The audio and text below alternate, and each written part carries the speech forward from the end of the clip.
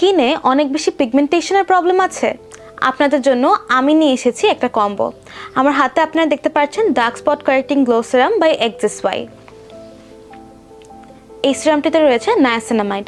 আমরা সকলেই জানি নায়াসিনামাইড আমাদের স্কিনের সবথেকে ডিপেস্ট স্তরে গিয়ে কালো দাগ এবং পিম্পলস রিমুভ করতে হেল্প করে।